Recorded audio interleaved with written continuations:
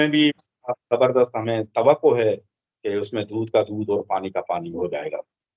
اچھا، دوسرا یہ بتائیں کہ یہ جو کراچی میں جو واقعات ہوئے، یعنی اسی کو لے کر ڈاکٹر شاہ نواز کی کیس کو لے کر جو ہے کچھ سندھ کے جو قوم پرست ہیں، لبرل ہیں، روشن خیال ہیں، انہوں نے جو ہے ایک احتجاج کیا تھا کراچی 3 تلوار پر پریس کلب پر کہ اس قتل کیس کے جو پولیس افسران ہیں ان کے خلاف اب تک کوئی کارروائی نہیں ہوئی ہے۔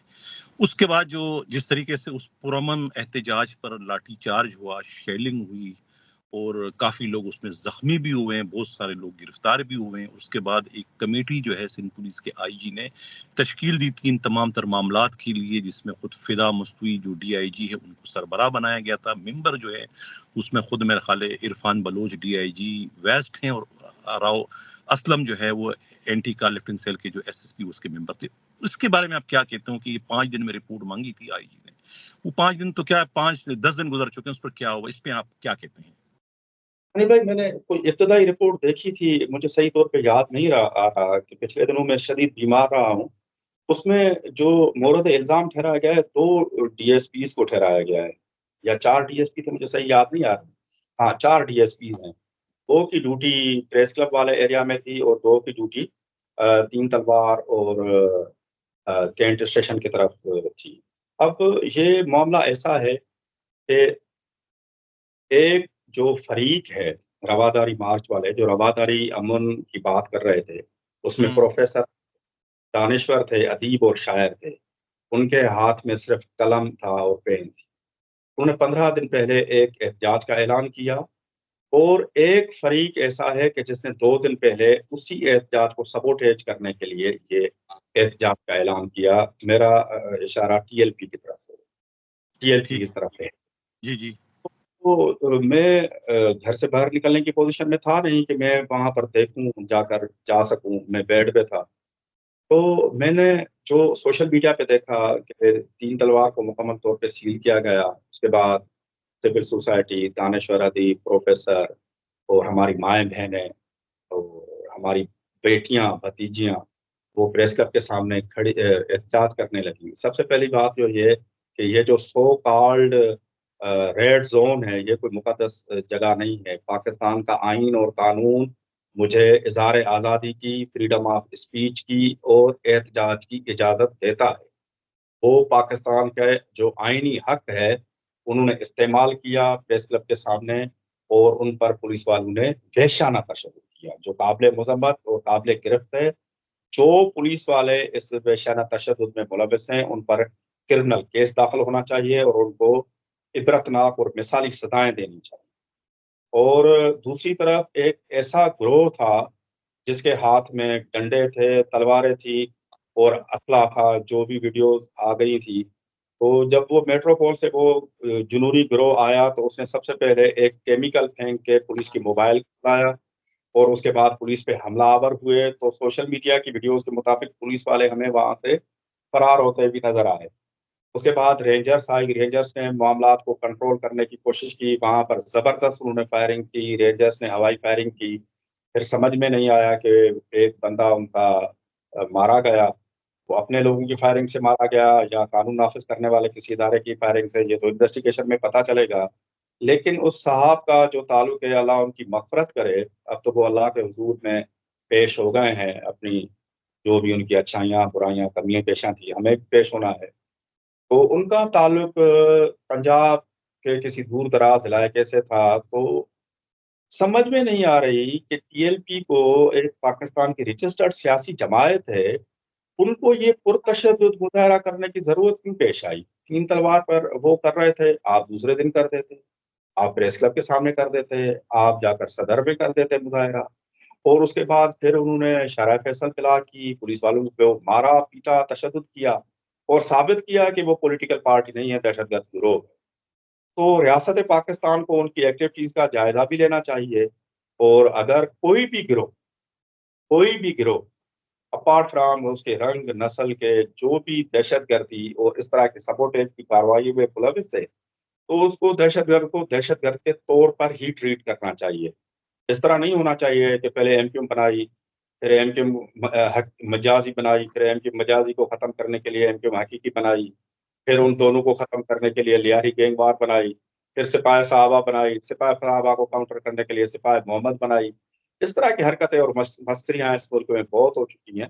یہ مسکریاں اور حرکتیں بند ہونی چاہیے کہ جے یو آئی کو کاؤنٹر کرنے کے لیے آپ نے ٹی ایل پی بنائی، پھر ٹی ایل پی کو کاؤنٹر کرنے کے لیے اس پہ کوئی دوسرا گروپ نکالا جائے گا. اس طرح نہیں ہونا چاہیے. اور حکومت کو، ریاست کو بائی بک ہونا چاہیے. میں غلطی کرتا ہوں، میرا بھائی کرتا ہے، یا میرا پڑوسی کرتا ہے، یا میرا دوسری پاکستان کی زبان بولنے والا کرتا ہے، کسی رنگ و نسل کا بندہ کرتا ہے، تو اس کو اگر دہشت گرد ہے، لا بریکر ہے، تو اس کو دہشت گرد اور لا بریکر کے طور پر ٹریٹ کرنا چاہیے. تو گڈ دہشت گرد، برا دہشت گرد یہ نہیں ہونا چاہیے ریاست کی نظر. امداد صاحب یہ بتائیں کہ کیا آپ کے خیال میں کراچی سمیت اندرون سندھ چائنیز جو ہے وہ محفوظ ہیں؟ کیونکہ پچھلے دنوں ایک بہت ہی افسوسناک واقعہ کراچی ایئرپورٹ پر رونما ہوا، جس کی پیشگی اطلاع جو ہے خود حساس اداروں کی جانب سے جو ہے سندھ پولیس کو دے دی گئی تھی. بدقسمتی سے سندھ کے وزیر داخلہ ضیاء الانجار جو ہے وہ اس سے لا علم تھے. وہ کہہ گئے کہ ہمارے کو یہ سرپرائز تھا، جبکہ آئی جی سندھ کہہ چکے تھے کہ نہیں ہمیں علم تھا اور ہم نے اس میں باقاعدہ ایک میٹنگ بھی کی تھی. آپ کی نظر میں کیا ہے، یہ کیا سندھ پولیس میں اب وہ صلاحیت یا قابلیت یا وہ اہلیت باقی نہیں رہی کہ وہ چائنیز کو تحفظ دینے کے قابل ہیں؟ آپ کیا کہتے ہیں؟ سندھ میں میرے پاس اعداد و شمار ہیں، ابھی میرے پاس کہیں لکھے ہوں گے. میں نے اس پہ 7-8 اسٹوریز کی ہیں. بلکہ جو شیری بلوچ نے کراچی یونیورسٹی میں دھماکہ کیا تھا جس میں چائنیز لوگ مارے گئے تھے، وہ دونوں اسٹوریاں میں نے بریک کی تھی. شیری بلوچ کیا چاہتے اوکے، اچھا، کہ یہ جو واقعہ ہوا ایئرپورٹ والا میں کور نہیں کر سکا، تو اگین اپنی طبیعت کی خرابی کی وجہ سے مجھے پتہ نہیں ہے اس واقعے کا. لیکن یہ جو تھریڈ الرٹ ہے جس کو آپ بتا رہے ہیں، تھریڈ الرٹ دن میں 4-4 5-5 6-6 جاری ہوتے ہیں، اور وہ کوئی اسپیسیفک تھریڈ الرٹ نہیں ہوتے. مثال کے طور پہ کہا جاتا ہے کہ کراچی میں ہزاروں چائنیز رہتے ہیں جو پرائیویٹ کام بھی کرتے ہیں، سی پیک میں بھی کام کرتے ہیں، کہ ان پہ حملہ ہو سکتا ہے. تو جو پولیس کہاں مطلب وہ سمجھے کہ چائنیز پہ کہاں حملہ ہو سکتا ہے. آپ نے دیکھا کہ نیو یارک جیسے شہر میں 9/11 کا واقعہ ہو گیا نا، نیوزی لینڈ میں مسجدوں پہ حملے ہو گئے، اور دہشت گردی کا واقعہ تو دنیا کی جو سب سے بڑی ریاست ہے امریکہ، اس نے بھی نہیں روک سکا تھا. سندھ پولیس کی تو اتنی کیپیسٹی نہیں ہے کہ وہ اس کو روک سکے. اور یہ جو تھریڈ الرٹ ہے وہ اتنا کوئی اسپیسیفک نہیں ہوتا کہ یہاں پر حملہ ہوگا، فلاں کرے گا تو پولیس اس کو کارڈن آف کر دے. تو یہاں پر صرف سندھ میں جو سندھ کے دارالخلافہ کراچی میں قانون نافذ کرنے کا جو ذمہ داری ہے پولیس کے ساتھ ساتھ، جہاں پر تقریباً 20-25 سالوں سے رینجرز بھی تعینات ہے. رینجرز کی باقاعدہ ایک انٹیلیجنس ونگ بھی ہے. اس کے علاوہ بہت سی سول اور فوجی انٹیلیجنس ایجنسیاں یہاں کام کرتی ہیں جن کا کام ہی حملے سے پہلے حملے کو روکنا ہے. اور سب سے پرائم ذمہ داری، آپ کی بات صحیح ہے کہ سب سے پرائم جو ذمہ داری ہے وہ پولیس کی ہے. تو یہ ناکامی اکیلی پولیس کی نہیں ہے، یہ ناکامی تمام قانون نافذ کرنے والے اداروں کی ہے. اور باقی آخری بات یہ ہے کہ دہشت گردی کے واقعات کو روکا نہیں جا سکتا. خاص طور پہ اگر کوئی بندہ طے کر کے گھر سے بم باندھ کے یہ نکلے کہ مجھے خودکش بم حملہ کرنا ہے، تو اس کو نہیں روکا جا سکتا. آپ کے سامنے GH2 کی بھی مثال آپ کے سامنے ہے کہ وہاں پر بھی حملہ ہو گیا تھا، اس کو بھی پریمپٹ نہیں کیا گیا، پتہ نہیں چل سکا. امداد صاحب آخر میں یہ بتائیں کہ سندھ پولیس کے دوسری بار آئی جی بننے والے غلام نبی میمن کو آپ کیسے دیکھتے ہیں ان پے در پے واقعات کی شکل میں؟ کیا ان کے دوسری بار آتے ہوئے کیا کراچی پولیس بالخصوص اور سندھ پولیس بالعموم جو ہے یہ دہشت گردی کے واقعات میں یا لاقانونیت کے واقعات میں اس میں پولیس جو ہے براہ راست خود ملزم بنتی ہوئے ہمیں نظر آ رہی ہے؟ آپ اس کو کیسا دیکھ رہے ہیں؟ کیا یہ سندھ پولیس کے آئی جی کی ناکامی ہے یا کیا ہے؟ پہلی بات تو یہ دیکھنا چاہیے کہ آئی جی سندھ اپنے فیصلوں میں آزاد کتنے ہیں. وہ کتنے اضلاع میں SSPs DIGs لگا سکتے ہیں. وہ تو آزاد نہیں ہے. پورے سندھ کا پولیس کا جو سسٹم ہے وہ پولیٹیکل ہے. اور ہماری جو پیپلز پارٹی ہے 16 سال سے اس نے سندھ میں تحصیل سطح پہ ایک چھوٹے چھوٹے شہنشاہیت قائم کی ہوئی ہے، جہاں پر S H O D S P اور ضلع سطح پر جو ایس ایس پی ہے تو وہ وہاں کے وڈیرے بہتار کی مرضی سے لگتے ہیں، ایک آدھ ایکسیپشنل کیسز کو چھوڑ کر۔ تو آئی جی آزاد کتنا ہے، اس کے ہاتھ کتنے کھلے ہوئے ہیں، تو اس پہ الزام بھی اتنا ہی لگانا چاہیے۔ دوسری بات یہ ہے کہ آئی جی صاحب کا جتنا رول ہونا چاہیے، جتنا ان کو اسرٹ کرنا چاہیے، کیونکہ جب وہ پہلی دفعہ آئے تھے تو انہوں نے ایک ٹاسک فورس بنایا تھا جس نے بڑی زبردست کاروائیاں کی تھی تھرو آؤٹ سندھ منشیات گٹکے کے خلاف، لیکن اس دفعہ دوسری دفعہ جو آئے ہیں تو مجھے کوئی لفظ نہیں مل رہا کہ وہ بہت ہی کمپرومائزڈ ہیں اور اس کے ہاتھ زیادہ بندھے ہوئے ہیں، ان کا ٹاسک فورس بھی ہمیں نظر نہیں آ رہا۔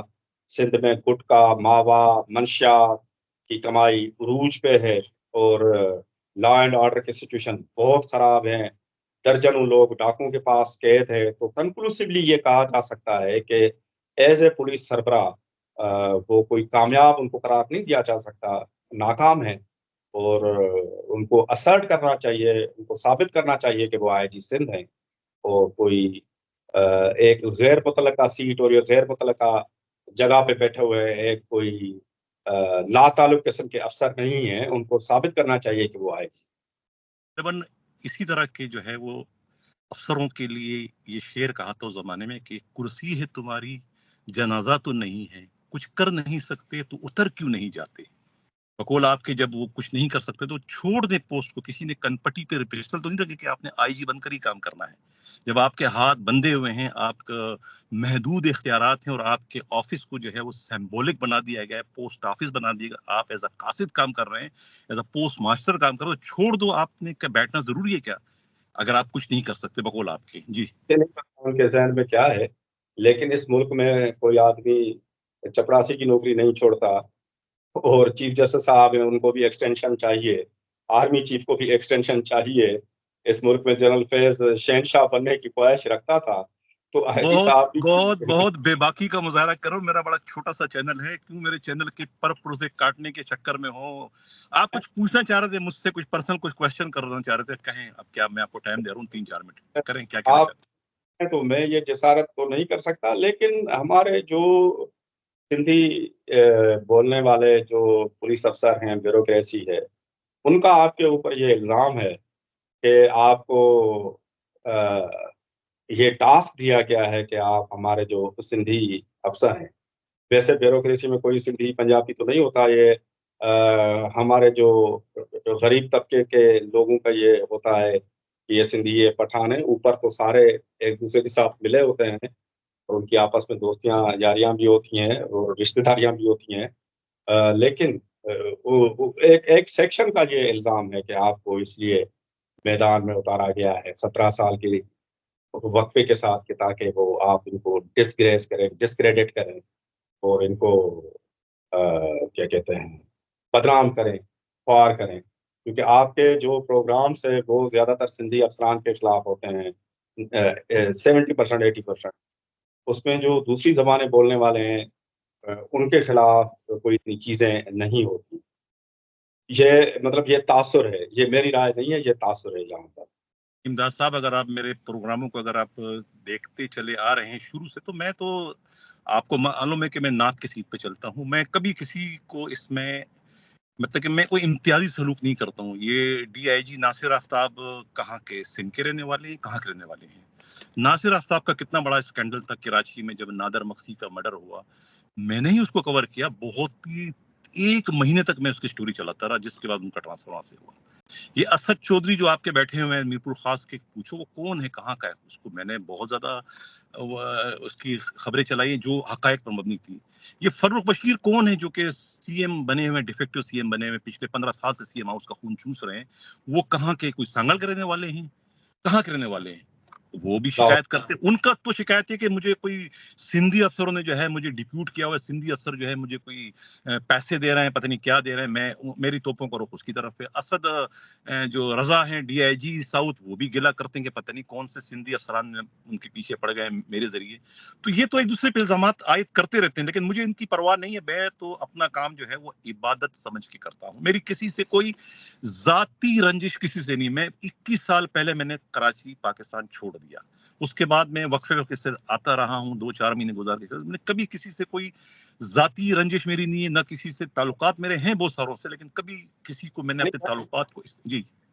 اس سے پہلے کہ میرا فون بند ہو جائے, باقی 2% بچا ہے, میں اس کو کنکلوڈ کروں گا کہ آپ کے ہاتھ میں حیدری ڈنڈا ہے جو کبھی اس طرف برستا ہے, کبھی اس طرف برستا ہے, اور غیر جانبدار برستا ہے, اور سب پہ برستا ہے. مطلب آپ کا کہنا یہ؟ میں تو اندھا ہوں نا, اندھے کی لاٹھی ہے, جہاں چلے میں چلاتا ہوں. میں تو جو مطلب خدا نہ خواستہ میرے کوئی ایجنڈا نہیں ہے. یہ سندھی, میں تو خود سندھ کا رہنے والا ہوں, کراچی سندھ میں شامل ہے میرا. یعنی کہ میں نے 40 سال سندھ میں گزارے ہیں. میرا لڑکپن, میرا بچپن میں کراچی میں. میں تو اپنے آپ کو سندھی, میں اپنے آپ کو سندھی ہی تصور کرتا ہوں. بیسیکلی میں پشتو اسپیکنگ ہوں, خیبر پختونخوا کرنے والا ہوں, لیکن میری 40 سال میں نے کراچی میں گزارے ہیں, تو میں تو سندھی ہوں.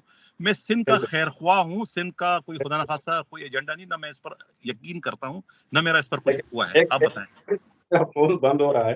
آخری بات یہ ہے کہ یہ بھی تاثر ہے کہ جو پہلے آپ تک پہنچتا ہے آپ اسی کی بات چلاتے ہیں, دوسرے کا موقف نہیں لیتے. نہیں ایسی بات نہیں. جو بندہ جو ہے وہ اگر رابطہ دیکھو, بات یہ ہے کہ میں اب پروگراموں میں کہتا چلا رہا ہوں. جی ایک کہاوت ہے کہ حنیف صاحب جکو پہلی پہنچے, تو جو پہلے پہنچتا ہے اسی کی بات حنیف صاحب اس کو منومن بیان کرتے ہیں, دوسرے کو بس وہ نہیں سنتے ہیں. نہیں سنتا میں سب جو اپروچ کرتا ہے. دیکھو بات یہ ہے کہ بچہ بھی اس کو دودھ پلاتی ہے, ماں اس کو دودھ پلاتی ہے جو بچہ روتا ہے. اب رو گے تو میں آپ کو کچھ دوں گا نا. اب آپ نے کچھ کرنا ہی نہیں ہے, آپ نے بات ہی نہیں کرنی ہے. میں نے پچھلے کئی دنوں سے میں چیخ رہا ہوں, چلا رہا ہوں, بھائی پیر محمد شاہ صاحب رابطہ کرو, وہ ڈی آئی دربار صاحب رابطہ کرو. کوئی رابطہ نہیں کرتا بھائی. سب اپنے ذات میں جو ہے وہ فرعون بنے بیٹھے ہیں. پنیہ خان بھائی ہم بات نہیں کریں گے, ہماری شان میں یعنی بے عزتی ہو جائے گی, ہم کیوں بات کریں. میں کیا کروں بھائی, آپ مجھے بتاؤ, مجھ سے رابطہ کرو, آپ کو کیا پریشانی ہے, میں کروں, آپ کا کروں گا انشاءاللہ. جی تھینک یو بہت شکریہ جناب, اسی کے ساتھ جانا چاہتا ہوں.